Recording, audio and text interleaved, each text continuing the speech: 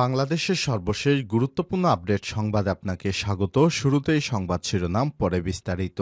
শুরুতেই জানাবো, ধামরাইয়ের ঠিকাদারি নিয়ে বিএনপির দুই গ্রুপের সংঘর্ষ, আহত 7। ঢাকার ধামরাইয়ের নবনির্মিত ব্রিজের মাটি নিয়ে ঠিকাদারি নিয়ে বিএনপির দুই গ্রুপের মধ্যে রক্তক্ষয়ী সংঘর্ষ হয়েছে। এতে বিএনপির তমিজ ও মুরাদ গ্রুপের 7 নেতাকর্মী গুরুতর আহত হয়েছে। আহতদের বিভিন্ন হাসপাতাল ও প্রাইভেট ক্লিনিকে চিকিৎসা দেওয়া হয়েছে। এরপর জানাবো, বাউফলে আওয়ামী লীগ অফিস গুড়িয়ে দিল প্রশাসন। পটুয়াখালীর বাউফল উপজেলার কালীশুরি বাজারে খাল দখলকে কেন্দ্র করে গড়ে তোলা ইউনিয়ন আওয়ামী লীগ অফিস গুড়িয়ে দিয়েছে উপজেলা প্রশাসন। আজ এই অবৈধ স্থাপনা উচ্ছেদ করে কালীশুরি বাজার খাল দখলমুক্ত করা হয়।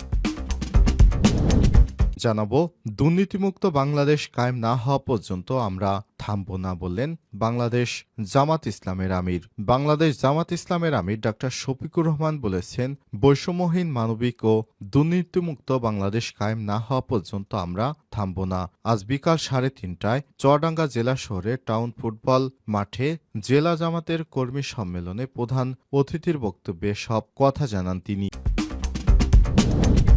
জানাবো, আওয়ামী লীগকে নিষিদ্ধের দাবি। আওয়ামী লীগকে নিষিদ্ধের দাবি জানিয়েছে গণ অধিকার পরিষদ। দলটির সাধারণ সম্পাদক মোহাম্মদ রাশেদ খান বলেছেন, ৭১-এর পর শেখ মুজিবের নেতৃত্বে একবার গণহত্যা হয়েছে। ২০২৪-এ তার মেয়ে নেতৃত্ব দিয়ে গণহত্যা করেছে। সুতরাং এই দল বাংলাদেশে রাজনীতি করার বৈধতা হারিয়েছে। এদিকে জাবি ছাত্রদলের ৬ নেতাকে বহিষ্কার, ৩ জনকে অব্যাহতি। জাহাঙ্গীরনগর বিশ্ববিদ্যালয়ের জাবি শাখা ছাত্রদলের নবগঠিত আহ্বায়ক কমিটির ৬ নেতাকে বহিষ্কার করা হয়েছে। তারা হলেন সদ্য আহ্বায়ক কমিটির যুগ্ম আহ্বায়ক জোবায়ের আল মাহমুদ এবং নাইমুর রহমান কৌশিক। এবং সর্বশেষ জানাবো, ট্রাম্পের অভিষেকে দাওয়াত পাননি ভারতের প্রধানমন্ত্রী নরেন্দ্র মোদী।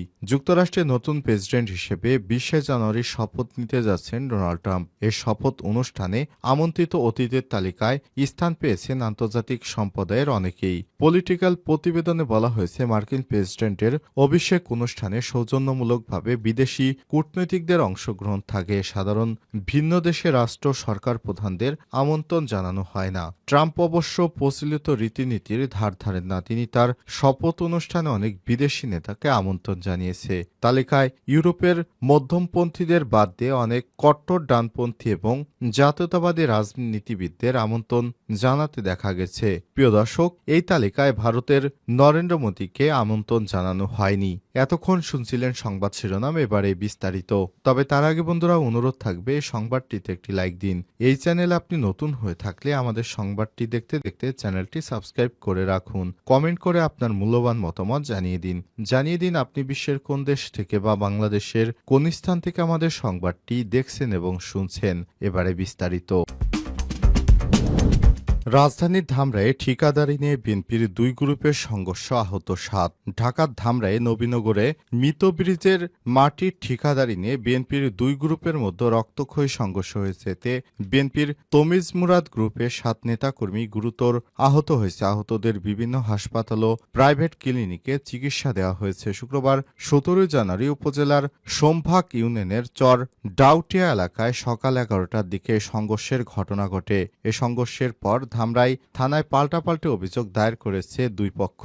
জানা যায়, শুক্রবার সকাল ১১টার দিকে উপজেলার সোমভাগ ইউনিয়নের চর ডাউটিয়া এলাকায় খালে নবনির্মিত সেতুর দুই পাশে মাটি ভরাট ঠিকাদারি নিয়ে ধামরাই উপজেলা বিএনপির সভাপতি ও জাতীয় নির্বাহী কমিটির সদস্য আলহাজ তমিজউদ্দিন গ্রুপের নেতা মোহাম্মদ রুস্তম আলী ও মোহাম্মদ খোকন উদ্দিনের সঙ্গে ঢাকা জেলা যুবদলের সভাপতি মোমতাজুল ফেরদৌস মুরাদ গ্রুপের নেতা মোহাম্মদ মনিরুজ্জামান মনির ও মোহাম্মদ সুলাইমান হোসেনের মধ্যে সংঘর্ষের ঘটনা ঘটে।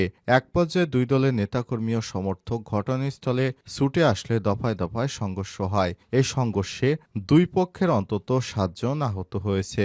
এই ঘটনায় এলাকায় থমথমে অবস্থা বিরাজ করছে। এ ব্যাপারে তমিজ গ্রুপের মোহাম্মদ রুস্তম আলী বলেছেন, মাটির ঠিকাদারি কাজটি আমাদের গ্রুপ খোকন উদ্দিন নামের ওই ব্যক্তি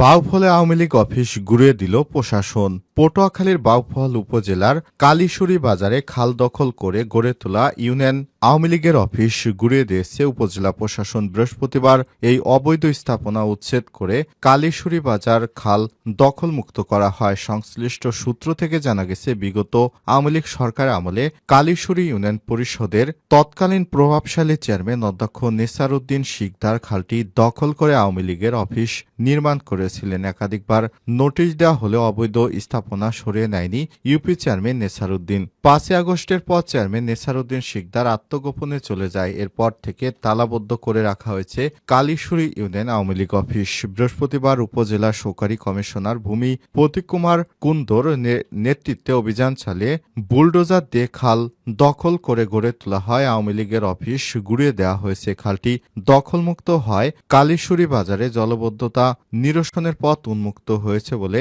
জানায় স্থানীয় ব্যবসায়ীরা। জাবি ছাত্রদলের 6 নেতাকে বহিষ্কার, 3 জনকে অব্যাহতি। জাহাঙ্গীরনগর বিশ্ববিদ্যালয় জাবি শাখা ছাত্রদলের নবগঠিত আহ্বায়ক কমিটির 6 নেতাকে বহিষ্কার করা হয়েছে। তারা হলেন সদ্য আহ্বায়ক কমিটির যুগ্ম আহ্বায়ক জোবায়ের আল মাহমুদ ও নাইমুর রহমান কৌশিক। রফিক জব্বার হলেন সাবেক যুগ্ম আহ্বায়ক আব্দুল কাদের মারজুক এবং মীর মোশারেফ হোসেন হলের সাবেক যুগ্ম আহ্বায়ক ইকবাল হোসেন সদস্য। আওয়ামী লীগকে নিষিদ্ধের দাবি। আওয়ামী লীগকে নিষিদ্ধের দাবি জানিয়েছে গণ অধিকার পরিষদ। দলটির সাধারণ সম্পাদক রাশেদ খান বলেছেন, ৭১-এর পর শেখ মুজিবের নেতৃত্বে একবার গণহত্যা হয়েছে, ২৪-এ তার মেয়ের নেতৃত্বে গণহত্যা হয়েছে। আওয়ামী লীগকে তৃতীয়বার আর গণহত্যার সুযোগ দেওয়া যাবে না। আওয়ামী লীগকে হিটলারের নাৎসি বাহিনীর মতো নিষিদ্ধ করতে হবে। শুক্রবার বিকাল ৩:৩০টায় রাজধানীর আল রাজি কমপ্লেক্সের সামনে এক বিক্ষোভ সমাবেশে এই দাবি জানান তিনি।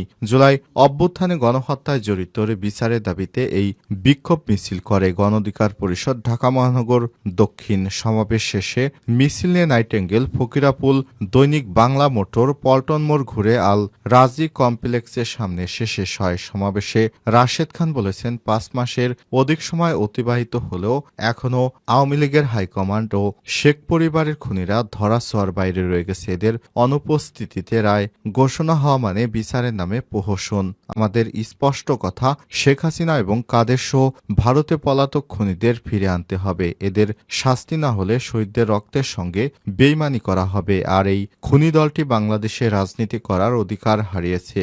বিচারের পূর্বে তারা কোনো নির্বাচনে অংশগ্রহণ করতে পারবে না। আমাদের দাবি, আওয়ামী লীগ সহ সব সাংগঠনিক কার্যক্রম নিবন্ধন স্থগিত করতে হবে। ইতিমধ্যে প্রধান নির্বাচন কমিশনার বলেছেন, সরকার বা হাইকোর্টের মাধ্যমে আওয়ামী লীগ নিষিদ্ধ না হলে তারা নির্বাচনে যেতে পারবে। আমাদের কথা হলো, স্বয়ং প্রধান উপদেষ্টা আওয়ামী লীগকে নির্বাচনে যাওয়ার সুযোগ দিলে তার বিরুদ্ধেই আন্দোলন শুরু হবে। তিনিও হুঁশিয়ারি দেন, আওয়ামী লীগকে কেউ পুনর্বাসনের চেষ্টা করলে সেটা আমাদের রক্তের উপর দিয়ে করতে হবে।